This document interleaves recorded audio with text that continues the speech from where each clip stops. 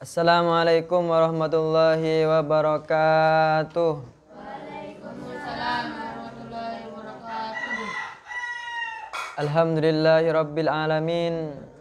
Wassalatu wassalamu ala asrafil anbiya wal mursalin wa ala alihi wa sahbihi ajma'in. Amma ba'du. Teman-teman santri yang saya cintai,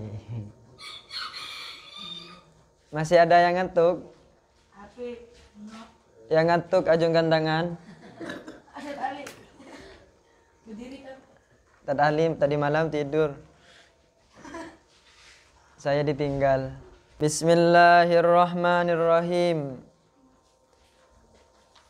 Ya Ali, alaika bisolatid duha fis safari wal hadari, fa innahu idza kana yaumul qiyamati yunadi munadin min fawqi syarafil jannati aynal ladzina kanu yusalluna ad-duha udkhulu min babid duha bisalamin aminin wa ma ba'athallahu min nabiyyin illa wa amarahu bisolatid duha. Kerjakanlah solat duha, wasiat Nabi kepada Sayyidina Ali, baik dalam waktu bepergian maupun tidak. Baik waktu bepergian ataupun tidak. Sebab pada hari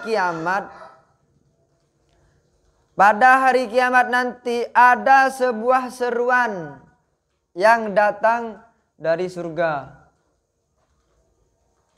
Di manakah orang-orang yang selalu salat duha gitu? Di manakah tempatnya orang yang selalu salat duha gitu? Nanti ada seruan kayak itu. Jadi masuklah kalian ke dalam surga dari pintu ad-duha. Di surga itu ada namanya pintu ad-duha, orang yang ahli salat duha. Masuknya itu dengan selamat dan aman. Dan wa ma ba'athallahu min nabiyyin illa wa amarahu bisolatid duha. Dan Allah tidak mengutus seorang nabi kecuali beliau diperintahkan mengerjakan sholat duha. Ustadz, apa fadilahnya sholat sunnah? Sholat kayak kalian disuruh sholat qobliyah, disuruh sholat ba'diyah, itu hikmahnya apa? Hikmahnya itu ada 3. Yang pertama, menembel kekurangan sholat fardu kalian. Sholat fardu kalian itu belum tentu sempurna. Menutupi kekurangan sholat fardu kalian. Sholat fardu itu kata Imam Ghazali khusyuk. Kalian yang pernah sholatnya khusyuk siapa? Tidak mikirin apa-apa, fokus gitu, siapa? Mungkin Ustadz pernah, Tad Haikal. Oh, Tad Haikal gak pernah, karena banyak pikiran dia, kemana-mana pikirannya. Apalagi ya, siapa yang pernah sholatnya khusyuk?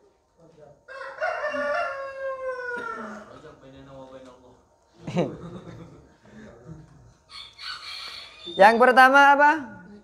Menutupi kekurangan sholat fardu. Itu hikmahnya. Dan yang kedua, mendapatkan cintanya Allah. Gitu. Jadi kayak waliullah, orang soleh gitu. Itu pasti sholat sunnah. Itu hikmahnya sholat sunnah. Sholat sunnah itu pahalanya besar juga ya.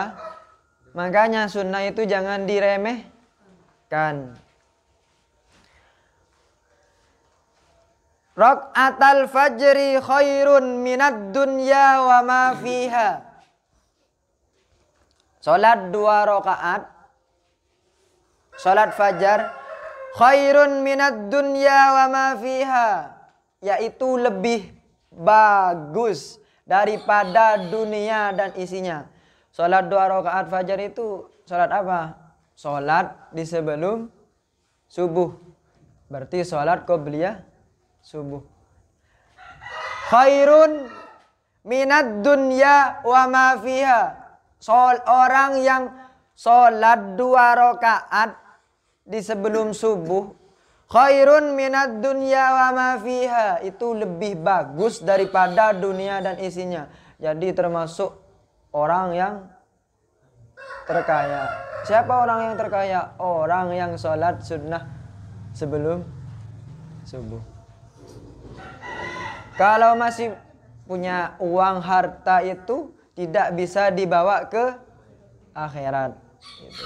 Kalau ini bisa sholat sunnah 2 rakaat sebelum subuh. Yang ketiga, semua hajat itu diterima. Jadi, kenapa kok seorang ulama waliullah itu doanya cepat terkabul? Kuncinya ini, sholat sunnah. Kuncinya apa? Dan sholat sunnah itu ada 3 macam. Tulis lagi. Sholat sunnah itu ada 3 macam. Yang pertama, sholat sunnah ada waktunya. Seperti contoh, kayak Fahri, saya rindu sholat tarawih. Terus nanti malam sholat tarawih. Ya, gak bisa. Sholat tarawih itu ada waktunya. Waktunya kapan?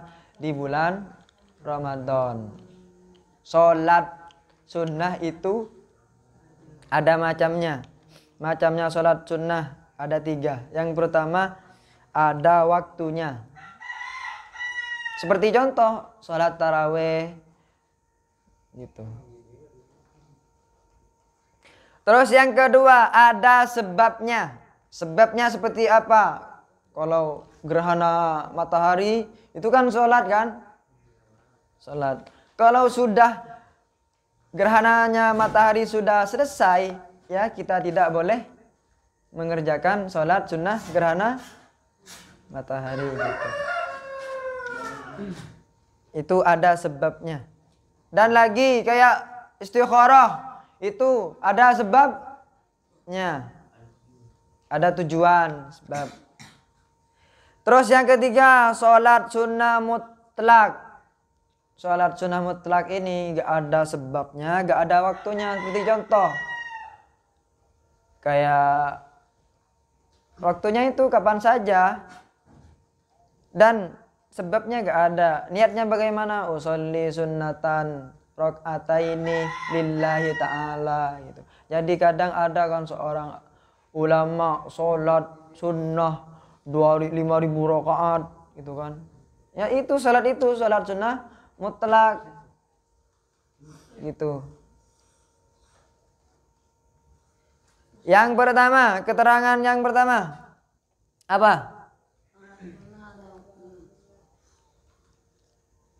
Faidah yang saya terangkan tadi. Yang pertama, faidah sholat sunnah. Bukan sholat sunnah. Faidahnya sholat sunnah. Kenapa kok masih sholat sunnah? Gitu kan. Nih, sama halnya dengan kalian tuh makan nasi. Makan nasi itu sama halnya dengan kalian sholat wajib. Makan nasi doang bisa kenyang nggak? Bisa, tapi nggak enak. Dan sholat sunnahnya itu lauk-lauknya gitu. Kayak kerupuk, ayam itu. Jadi kalau disatukan, dimakan enak nggak? Enak. Makanya seperti itu. Makanya sholat sunnah itu jangan diremehkan. Kayak sholat sunnah qobliyah, ba'diyah. Jangan sesudah sholat atau sesudah adzan kalian langsung sholat. Jangan disuruh lagi. Ya. Ya. Paham? Jangan disuruh. Awas ya kalau disuruh lagi ya. Nanti dulu. Langsung sholat sesudah adzan, langsung sholat. Selesai sholat langsung sholat lagi, sholat ba'diyah. Diri tadi Ayo yang ngantuk kajungkan tangan. Nanti buku catatan kalian tuh saya koreksi ya, Tan. Koreksi. Koreksian buku catatan. Nanti yang gak nulis hukum ya, Tan.